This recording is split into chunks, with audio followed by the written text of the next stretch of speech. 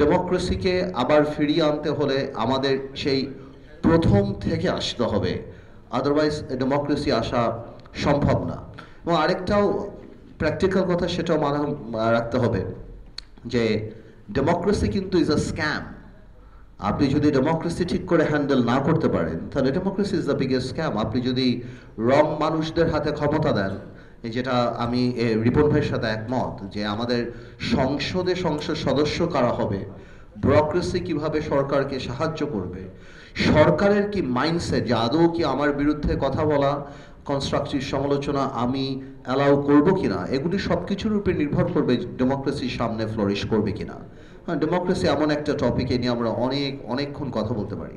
তবে আগামীতে নির্বাচিত, এখন যেটা মানে গ্রাউন্ড রিয়ালিটি, যেটা যদি বিএনপি সরকার নির্বাচনে আসে এবং ক্ষমতায় আসেন যদি জনগণের ভোটে, সেক্ষেত্রে এখন পর্যন্ত আমরা অন্য রাজনৈতিক দলের প্রধান হিসাবে আমি দেখতে পাচ্ছি যে বিএনপির মধ্যে যথেষ্ট ইনক্লুসিভিটির সেই মাইন্ডসেট আমরা কিন্তু প্রথম থেকে দেখতে পাচ্ছি। আমি খুব অপটিমিস্টিক মানুষ যে ইনশাল্লাহ ওই ডেমোক্রেসি 17 বছরে যেই বাধাগ্রস্ত হয়েছে আমরা সামনের দিকে নিয়ে যাব। সেকেন্ড যেই টপিকটা আসছে, অন্তর্বর্তীকালীন সরকারের মেয়াদ, আমি আসলে এটা নিয়ে কথা বলার তেমন কিছু না। অন্তর্বর্তী সরকারের মেয়াদ বাংলাদেশের পরিপ্রেক্ষিতে যেটা হোক, আমি মনে করি অনেক বেশি সময় দিয়ে দেওয়া হয়েছে এই সরকারকে। বাংলাদেশের পার্সপেক্টিভ আর অন্য দেশের পার্সপেক্টিভ এক না।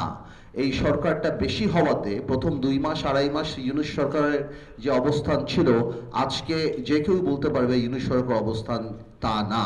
এতে আমি বিভিন্ন অন্যান্য মহল বা অন্যান্য ব্যবসায়িক মহল থেকে আরম্ভ করে যারা সুশীল সমাজ ছিলেন, তাদের মধ্যে প্রথমে একটা মানসিকতা দেখতে পেয়েছিলাম যে এই সরকারকে আরো বেশি দরকার, because political government has failed to live up to the expectation। এখন মানে আনফরচুনেটলি ওনারা সেই সময় বুঝতে পারেননি যে আপনি